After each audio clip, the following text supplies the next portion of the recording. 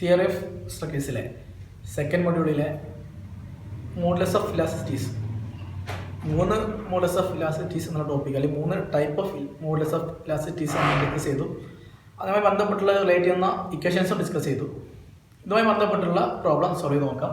Question ഇതാണ്: A bar 20 mm diameter is subjected to a pull of 35 kN. The measured extension over a gauge length of 200 mm is 0.1 mm and change in dia is 0.0035 mm. Find the values of Poisson's ratio and moduli of elasticity. Okay.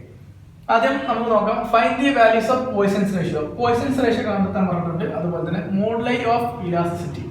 Moduli of elasticity പറഞ്ഞാൽ Young's modulus of elasticity, അതുപോലെ തന്നെ bulk modulus, അതുപോലെ തന്നെ modulus of rigidity. ഈ 3 മോഡുലസും കണ്ടെത്താൻ വേണ്ടി പറഞ്ഞിട്ടുണ്ട്. അതുപോലെ തന്നെ പോയ്സൺസ് റേഷ്യോയിൽ കണ്ടെത്താൻ വേണ്ടി പറഞ്ഞിട്ടുണ്ട്. എന്തായാലും ക്വസ്റ്റ്യൻ ചെയ്ത് തുടങ്ങാം. അതിന് മുന്നേ നമുക്ക് ഗിവൺ ഡാറ്റ, തന്ന ഡാറ്റാസ് എടുത്ത് എഴുതാം. Bar 20 mm diameter. അപ്പൊ ഡയമീറ്റർ എത്ര? 20 mm. Subjected to a pull of 35 kN. Pull of pulling ലോഡും പുഷിംഗ് ലോഡും. നമ്മളിപ്പുറം പറഞ്ഞിട്ടുണ്ടായിരുന്നു പുള്ളിങ്ങും പുഷിങ്ങും ലോഡാണെന്നുള്ളത്. അപ്പോൾ 35 kN. ഓക്കെ. ഈ P = 35 kN. ഇതിനെ നമ്മൾ ന്യൂട്ടൺ ലോഡിൽ കൺവേർട്ട് ചെയ്യാൻ 35 × 1000 അത്രയും ന്യൂട്ടൺ. അടുത്ത ഡാറ്റ എന്നുള്ളത് the measured extension over a gauge length is measured extension over a gauge length of 200 mm. അതായത് ഗേജ് ലെങ്ത് എന്ന ലെങ്ത് തന്നെയാണ്. അതിൽ മീനിങ് ഇത്രയുള്ളൂ, പ്രിസ്ക്രൈബ്ഡ് പാർട്ട് ഓഫ് സ്പെസിമെൻ എന്നുള്ളതാണ്. അപ്പോൾ ആ ലെങ്ത് എന്നുള്ളത് ആക്ച്വൽ ലെങ്ത് ആണ് 200 mm ഈസ് 0.1 mm. അതായത് ദി മെഷേർഡ് എക്സ്റ്റൻഷൻ ഓവർ ഈ 200 mm എക്സ്റ്റൻഷൻ എന്ന് പറഞ്ഞാൽ ഡെൽറ്റ എൽ. എക്സ്റ്റൻഷൻ എന്ന് പറഞ്ഞാൽ ഡെൽറ്റ എൽ എന്ന് പറഞ്ഞാൽ 0.1 mm. Okay. And change in diameter is 0.0035. Delta D is equal to 0.0035. Okay. Find the values of poisons ratio and modulus of elasticities. Okay. First നമുക്ക് poison ratio കാണാം. Poisons റേഷ്യോന്റെ കാണിക്കേഷൻ ആണ് 1/m is equal to lateral strain by linear strain എന്നുള്ളതാണ്. അപ്പോൾ നമുക്ക് നോക്കാം lateral strain available ആണെന്നുള്ളത്. Lateral strain എന്ന് പറഞ്ഞാൽ delta D by D.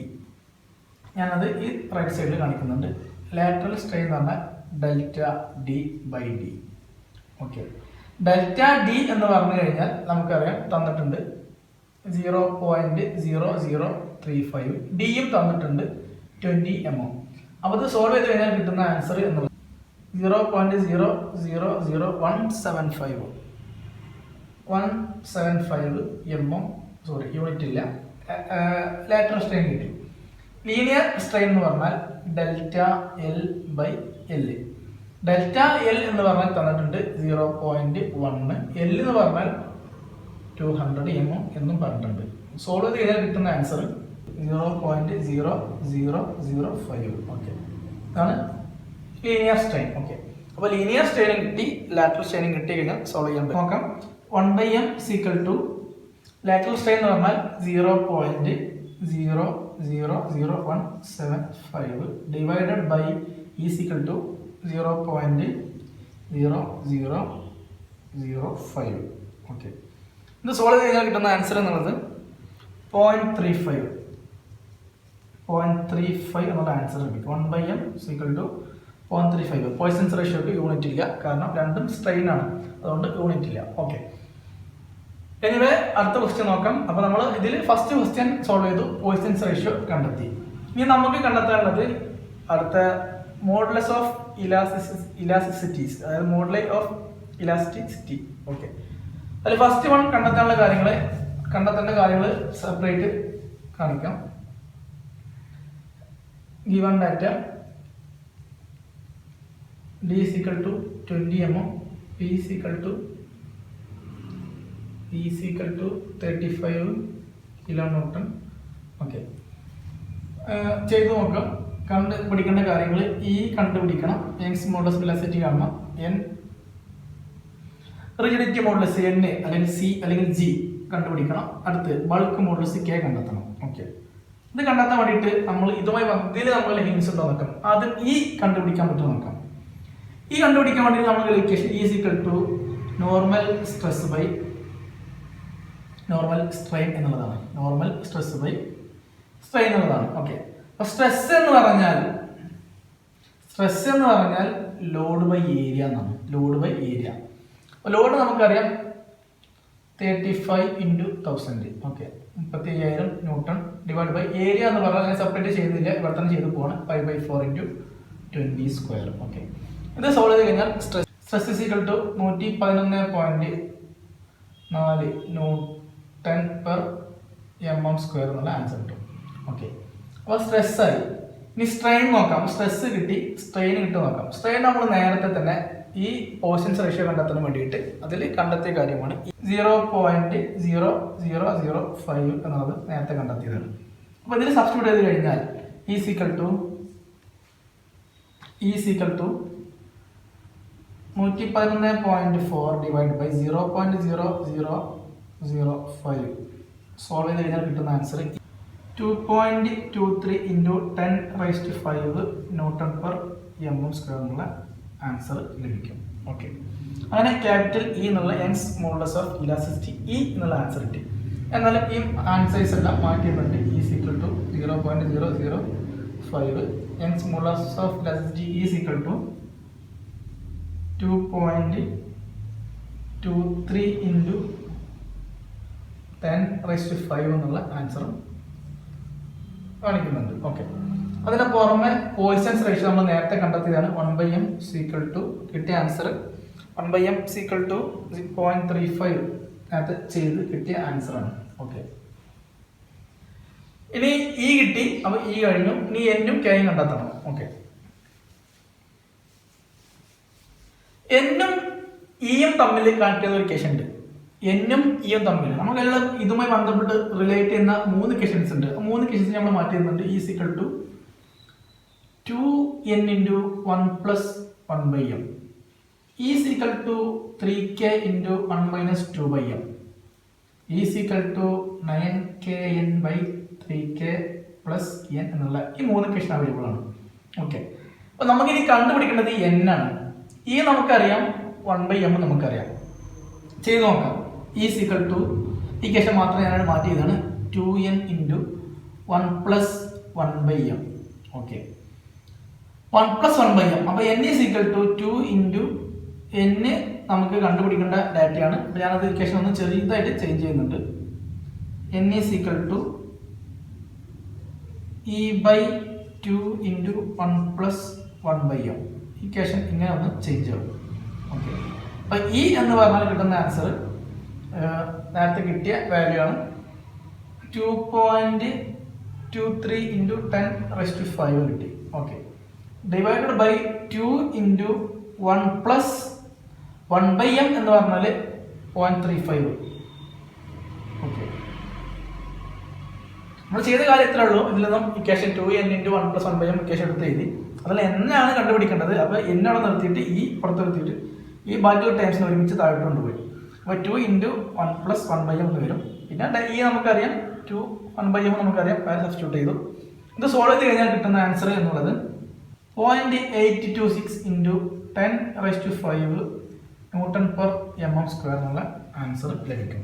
0.826 × 10⁵ Newton/mm². Okay, ഞാൻ മാറ്റി തരുന്നുണ്ട്. Is equal to 0.826 × 10⁵ Newton/mm². Okay, ഇനി നമുക്ക് കണ്ടെത്തേണ്ടത്, അപ്പോൾ n കണ്ടെത്തി. ഇനി ബാലൻസ് ഉള്ളത് k ആണ്. Okay, bulk modulus k. Bulk modulus k കണ്ടെത്താൻ വേണ്ടിയിട്ട് നമ്മൾ അടുത്ത ക്വസ്റ്റ്യൻ നോക്കാം. Is equal to 3k × 1 - 2/m. അതിൽ സബ്സ്റ്റിറ്റ്യൂട്ട് ചെയ്യാം. Is equal to 3k × 1 - 2/m. Okay, ഇതിൽ k കണ്ടുപിടിക്കണം. ഈ അറിയാം, 2/m നമുക്ക് അറിയേണ്ട ഡാറ്റയാണ്. ഓക്കെ, അപ്പോൾ അതുകൊണ്ട് തന്നെ ഇതിൽ നിന്ന് നമുക്ക് എന്ത് ചെയ്യാം, ഇക്വേഷൻ ഒന്ന് റീഅറേഞ്ച് ചെയ്തിട്ടുണ്ട്. k is equal to e/3 × 1 - 2/m. Okay, e is equal to 2.23 × 10⁵ divided by 3 × 1 - 2/m 2 × 1/m എന്ന് പറഞ്ഞാൽ 0.35. ഓക്കെ, ഈ സ്റ്റെപ്പ് ശ്രദ്ധിക്കുക. 2/m എങ്ങനെ 2 × 0.35 അത് 2/m എന്നുള്ള ടേമിനെ 2 × 1/m എന്ന് എഴുതാൻ പറ്റും. 2 × 1/m 1/m എന്ന് പറഞ്ഞാൽ 0.35 2 × ഓക്കെ, ആ കാര്യം ശ്രദ്ധിക്കുക. അവിടെ ഒന്നും ഡൗട്ട് അടിച്ചിട്ട് പ്രോബ്ലം തെറ്റിക്കാൻ പാടില്ല. ഓക്കെ, എന്തായാലും പിന്നെ ആൻസർ ചെക്ക് ചെയ്യാം. ആൻസർ കിട്ടുന്ന ആൻസർ എന്നുള്ളത് 2.48 × 10⁵ Nm/m² എന്നുള്ള ആൻസർ ലഭിക്കും. ഓക്കെ, അപ്പോൾ നമുക്ക് എല്ലാ ആൻസറും കിട്ടി. 3 ബൾക്ക് മോഡസ് ഓഫ് ഇലാസ്റ്റിസിറ്റീസും കണ്ടെത്തി, പോയ്സൺസ് റേഷ്യോ കണ്ടെത്തി. ഞാൻ ആൻസർ മാത്രം എഴുതുന്നുണ്ട്. Poisons ratio 1/m = 0.35. Young's modulus of elasticity E = 2.23 × 10⁵ Nm/m². Then rigidity modulus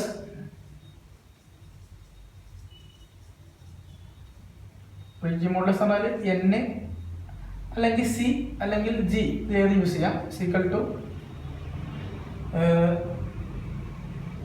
0.826 × 10⁵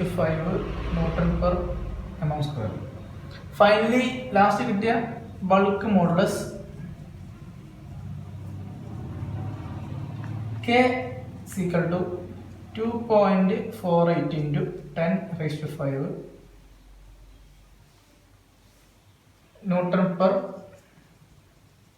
Nm/m². Okay, അപ്പോൾ ക്വസ്റ്റ്യൻ എല്ലാ ക്വസ്റ്റ്യനും സോൾവ് ചെയ്തു. ഒരു ഓർഡറിൽ ഫസ്റ്റ് കണ്ടുപിടിക്കുമ്പോൾ പോയ്സൺസ് റേഷ്യോ കണ്ടെത്തി. ദെൻ ബൾക്ക് മോഡ്സ് ആണെന്ന് പറഞ്ഞു. അതിൽ തന്നെ ഫസ്റ്റ് E കണ്ടു, ദെൻ N കണ്ടു, ദെൻ K കണ്ടു. വളരെ ഈസി ആയിട്ടാണ് പ്രോബ്ലം ചെയ്തിട്ടുള്ളത്. എല്ലാവർക്കും ക്വസ്റ്റ്യൻസ് പ്രോബ്ലം മനസ്സിലായി എന്നാണ് പ്രതീക്ഷിക്കുന്നത്. വളരെ ഇമ്പോർട്ടൻ്റ് ആയിട്ടുള്ള ഈസി ആയിട്ടുള്ള ക്വസ്റ്റ്യൻസ് ആണ്. 2, 3, 4 ഇക്വേഷൻ മനസ്സിലാക്കി വെക്കേണ്ടി വരും. അത് വെച്ച് കഴിഞ്ഞാൽ നമുക്ക് ഡാറ്റ അവൈലബിൾ ആണ്, എന്താണ് കണ്ടുപിടിക്കേണ്ടത് മനസ്സിലാക്കുക. ദെൻ ഗിവൺ ഡാറ്റ വെച്ചിട്ട് ഇക്വേഷനിൽ സബ്സ്റ്റിറ്റ്യൂട്ട് ചെയ്ത് കഴിഞ്ഞാൽ നമുക്ക് ഫൈനൽ ആൻസർ കിട്ടും. എന്തായാലും വീഡിയോ അവസാനിക്കുകയാണ്. പ്രോബ്ലം എല്ലാവർക്കും ഇഷ്ടപ്പെട്ടു മനസ്സിലായി എന്നാണ് പ്രതീക്ഷിക്കുന്നത്. പുതിയ ടോപ്പിക്കുമായിട്ട് അടുത്ത വീഡിയോയിൽ കാണാം. Thank you.